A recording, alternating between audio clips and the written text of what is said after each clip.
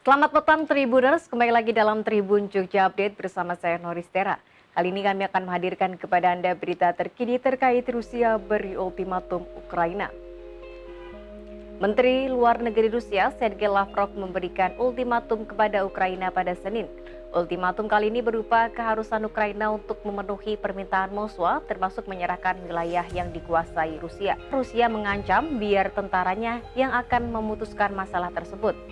Pernyataan Sergei Lavrov itu datang hanya berselang sehari setelah Presiden Rusia Vladimir Putin mengatakan Rusia terbuka untuk pembicaraan. Putin telah melancarkan invasi ke Ukraina pada 24 Februari. Dia menyebut agenda itu sebagai operasi khusus untuk denazifikasi dan demilitarisasi Ukraina yang menurutnya merupakan ancaman bagi Rusia. Sedangkan Ukraina dan sekutu baratnya mengatakan invasi Putin hanyalah perampasan tanah imperialis. Sementara Rusia telah merencanakan operasi cepat untuk mengambil alih Ukraina. Perang sekarang memasuki bulan ke-11. Dalam perkembangannya, pasukan Rusia mengalami kemunduran di medan perang, sementara Ukraina memperoleh keberhasilan besar dalam mempertahankan sebagian besar tanahnya. Dalam serangan terbaru untuk mengungkap celah dalam pertahanan udara Rusia, sebuah drone yang diyakini milik Ukraina menembus ratusan kilometer melalui wilayah udara Rusia pada hari Senin, menyebabkan ledakan mematikan di pangkalan utama pembom strategisnya. Demikian berita terkini terkait Rusia beri ultimatum Ukraina. Ikuti terus berita-berita terkini hanya di Tribun Jogja Update. Saya Noristera dan segenap kru yang bertugas pamit undur diri. Terima kasih, selamat petang dan sampai jumpa.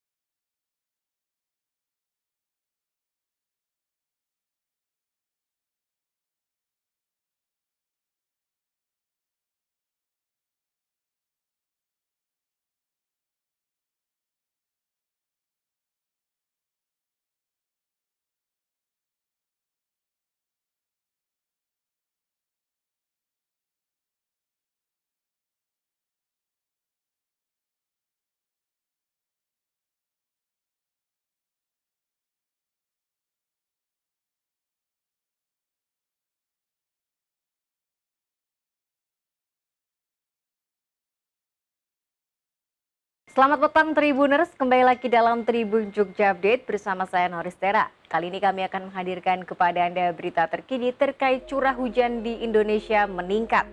Badan Meteorologi, Klimatologi, dan Geofisika memprediksi curah hujan di wilayah Indonesia pada akhir tahun ini, tepatnya mulai 27 Desember hingga 2 Januari 2023 akan mengalami peningkatan signifikan. Meningkatnya curah hujan di wilayah Indonesia ini dipicu oleh terjadinya monsun Asia disertai dengan seruakan udara dingin yang berasal dari daratan tinggi Tibet di Asia. Kemudian juga adanya fenomena aliran lintas ekuator yang dapat meningkatkan pertumbuhan awan hujan secara lebih intensif.